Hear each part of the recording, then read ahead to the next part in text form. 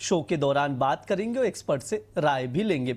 आज हमारे एक्सपर्ट हैं आर मनी के डायरेक्टर और चीफ रिसर्च ऑफिसर तरुण सत्संगी जी और ट्रेडबुल सिक्योरिटीज के सीनियर रिसर्च एनालिस्ट हैं भाविक पटेल जी। आप दोनों का बहुत बहुत स्वागत है द बोनस में। नमस्कार जी। नमस्कार sir, good morning. Bhavik sir, आपका क्या व्यू है, कैसे देख रहे हैं इस गिरावट को सोने चांदी में? क्या कहीं मौका बन रहा है ट्रेडर्स के लिए? ओवरव्यू क्या है आपके? गुड मॉर्निंग ब्रिज जी। देखिए, यस, मैं तरुण जी से सहमत हूँ कि 4000 का एक बहुत इंपॉर्टेंट लेवल है गोल्ड में। और कल हमने जो फेड के गोल्ड्सबी की जो स्टेटमेंट दी, उसके बाद हमने देखा कि गोल्ड में और सिल्वर में गिरावट आई और डॉलर इंडेक्स है वो कहीं ना कहीं 101 के ऊपर सस्टेन कर रहा है। यील्ड्स भी अगर देखें तो 4.3 के ऊपर सस्टेन कर रहा है। आई थिंक ये जब तक डॉलर इंडेक्स 101 के ऊपर है, यील्ड ऊपर है, तब तक गोल्ड और सिल्वर में हमें नहीं लग रहा कि कोई ज्यादा रिकवरी आ सकती है। और कल के जो फेड के स्टेटमेंट दिया गोल्ड्सबी का, उन्होंने भी वही बताया कि इन्फ्लेशन जो है वो रॉन्ग डायरेक्शन में जा रही है और अभी भी एविडेंस चाहिए कि ये जो इन्फ्लेशन है वो ट्रांजिटरी है। डिस्पाइट स्ट्रेट ऑफ हॉर्मुज़ थोड़ा ओपन हो चुका है, जो टेंशन है वो कम हो गई है, बट फेड के वहाँ से अभी भी स्टेटमेंट आ रहा है कि आई थिंक एक रेट हाइक हो सकता है। और मार्केट यही देख के चल रहा है कि शायद Q1 2027 में 2 रेट हाइक, मतलब नेक्स्ट मार्च में भी रेट हाइक हो सकते हैं, जिसकी वजह से डॉलर में हमें तेजी देखने को मिले और गोल्ड और सिल्वर में बिकवा लिया। आई थिंक गोल्ड और सिल्वर में गोल्ड मुझे ज़्यादा थोड़ा बेहतर लग रहा है हमारे रुपये की वजह से भी, और ओवरऑल कंपैरेटिवली भी किए तो 4000 जब तक नहीं टूटता तब तक अभी भी करेक्शन नहीं एक्सपेक्टेड है। हाँ, 400 के ऊपर अगर जाता है तो हमें अच्छी रिकवरी देखने को मिल सकती है। वहीं चांदी की बात करें तो आई थिंक चांदी में अभी भी मुझे थोड़ी और वीकनेस देखने को मिल रही है, और 62 के नीचे अगर जाता है चांदी तो 60 तक भी देखने को मिल सकता है। तो ओवरऑल आई थिंक गोल्ड और सिल्वर में, गोल्ड में मुझे थोड़ा बेहतर कॉन्फिडेंस आ रहा है। तो गोल्ड मिनी कॉन्ट्रैक्ट जुलाई जो है वो अराउंड 1,44,000 बाय करके चल सकते हैं 145,200 के टारगेट के लिए। 143,400 का स्टॉप लॉस रहेगा। चांदी में अभी मैं थोड़ा अवॉइड का व्यू करूंगा क्योंकि अभी भी ट्रेंड जो है वो थोड़ा डाइसी, थोड़ा वीक लग रहा है।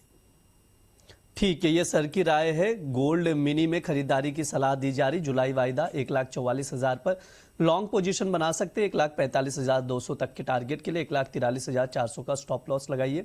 ये ट्रेडबुल से सिक्योरिटीज की ओर से टॉप पिक में रिकमेंड किया जा रहा है गोल्ड मिनी, तो उसके अकॉर्डिंग आप लोग देख सकते हैं। मार्केट में काफ़ी ज़्यादा उतार चढ़ाव, तो रिस्क फैक्टर का हमेशा ध्यान रखिए।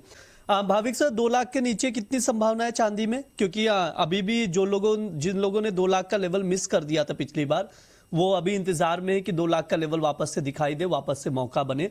क्या ये अपॉर्चुनिटी बनती हुई दिखाई दे रही है? 2 तक जाएगा भाव?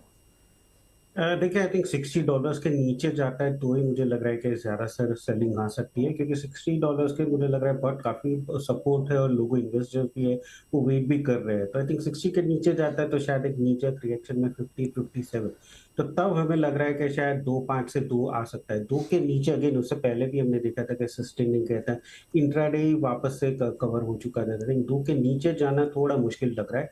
तो मैं बोलूँगा कि 2.10 से 2 के बीच में अगर जब भी मिलता है तो आप निवेश करने के लिए शुरू कर दीजिए।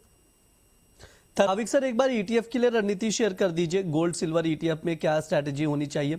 क्या ये लेवल बेस्ट है एंट्री के लिए? लमसम इन्वेस्ट करना चाहिए या एसआईपी ही रखें?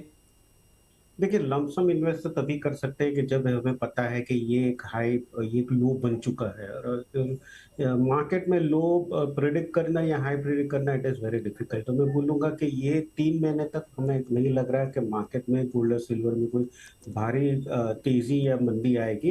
आई थिंक ये एक बेस बना रहा है, तो यही बेस मैं बोलूँगा कि एक अपॉर्चुनिटी रहेगी एसआईपी के लिए, क्योंकि 3-4 महीने के बाद हम देखेंगे वापस से जब ये एक बार रेट हाइक हो जाएगी, उसके बाद वापस से गोल्ड और सिल्वर में तेजी आना शुरू हो जाएगी। तो अभी मार्केट क्योंकि रेट हाइक के एंटिसिपेशन में नहीं चल रहा है, तो ये एक अपॉर्चुनिटी रहेगी कि जहाँ पे लोअर लेवल्स पे आप बाय करके चल सकते हैं। तो आई थिंक हर महीने एक एसआईपी वाया आप गोल्ड या सिल्वर दोनों ईटीएफ में आप बाय करके चल सकते हैं।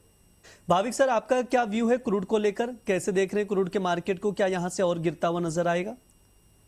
देखिए, गिरता हुआ तो नज़र आ रहा है, बट मुझे लग रहा है कि एटलीस्ट 90% जो करेक्शन होना था वो आ चुका है। अभी 10% ही बाकी है। तो प्रोबेबली $73 हमने ब्रेंट देखा था कि जब युद्ध शुरू हुआ था तब $73 चल रहा था। तो मुझे लग रहा है यहाँ से शायद $5-6 और गिरावट आ सकती है, जो एमसीएक्स में 6800, क्योंकि देखिए मार्केट में भी हमने देखा कि ऑलरेडी मार्केट आगे फॉरवर्ड लुकिंग ही रहता है, तो एक्सपेक्टेशन थी कि स्ट्रेट ऑफ हॉर्मोज ओपन हो जाएगी। उसी वजह से हमने देखा तो ऑलरेडी लास्ट थर्सडे से लगातार क्रूड में गिरावट शुरू हो गई थी, और अभी जब स्ट्रेट ऑफ हॉर्मोज ओपन हो गई है तो मुझे लग रहा है कि शायद $3-4 और गिर जाएंगे। बट उसके बाद मुझे लग रहा है, क्योंकि देखिए अगर वर्ल्ड इन्वेंट्रीज भी देखें, सारे कंट्रीज की स्ट्रेटेजिक रिजर्व भी देखें, तो they are at lifetime low. तो वो भी कहीं ना कहीं वो लोग ऐड करने में जो ऑयल की डिमांड है वो थोड़ी बढ़ सकती है। तो $73-72 के नीचे ब्रेंट जो है वो मुझे नहीं लग रहा जा सकता है। सेम वे अगर एमसीएक्स में देखें तो 200 दिन की मूविंग एवरेज दिल्ली पे 6800 के करीब आती है, तो मुझे लग रहा है शायद अगर किसी को भी शॉर्ट पोजीशन है तो 6800 के करीब एक बार कवर कर सकते हैं, क्योंकि वहां से टेक्निकल बाउंस पे आ सकता है। पोजिशनली आई थिंक 7100 के करीब जब भी मिलता है तो 7300 के स्टॉप लॉस से शॉर्ट कर सकते हैं, 6800 का टारगेट रख सकते हैं।